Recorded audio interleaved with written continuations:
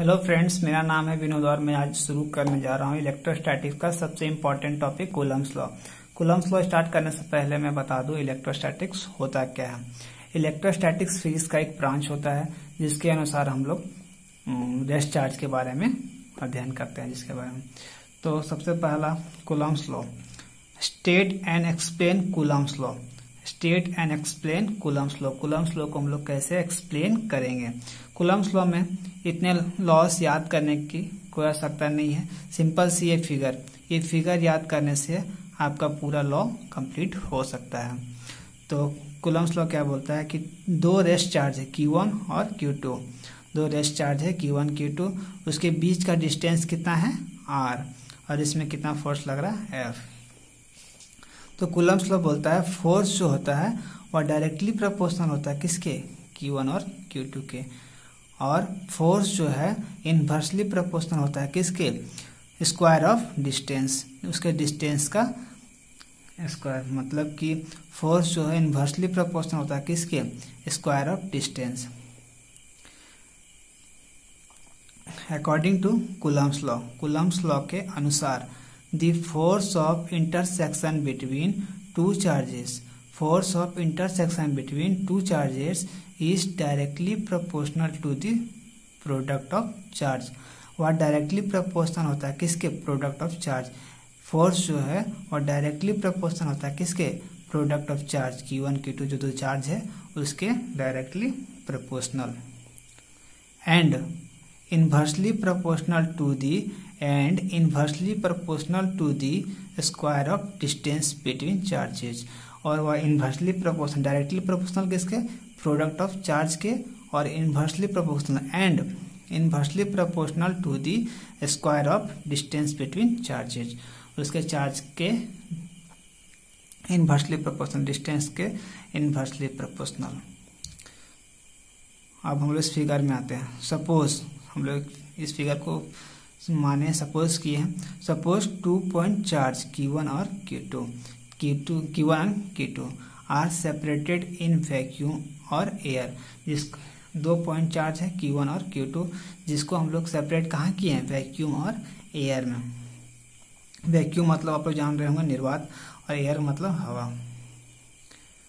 और distance R, जिसका distance क्या है, R है। F is the force of intersection. F क्या है इसमें, फोर्स ऑफ इंटरसेक्शन।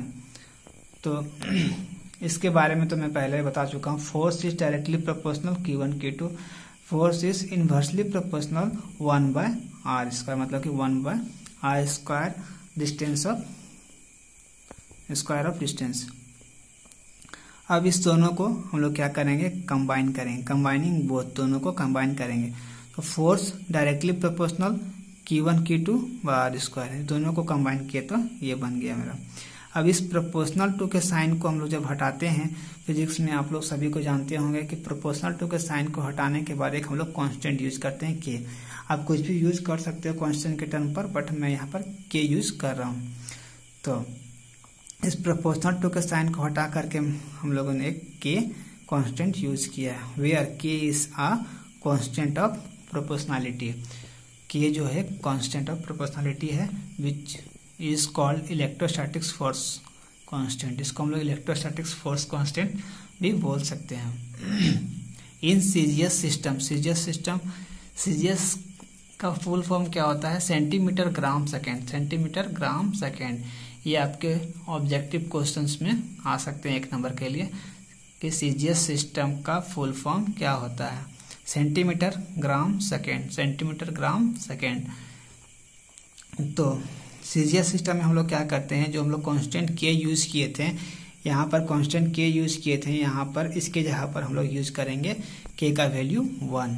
तो K का वैल्यू यहाँ अगर हम यहाँ 1 कर दें तो 1 यहाँ पर बैठा या ना बैठा कुछ से कोई दिक्कत होने वाला नहीं है।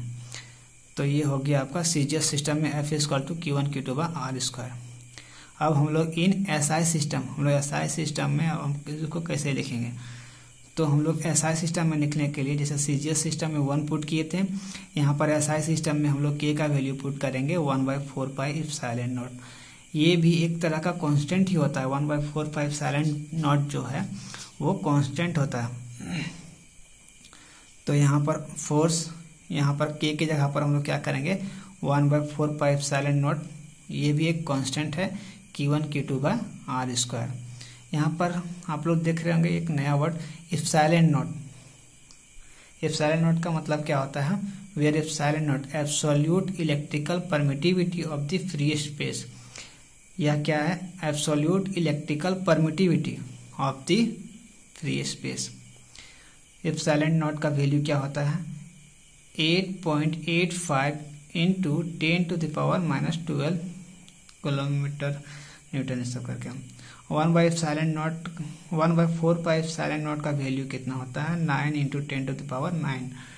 ये सब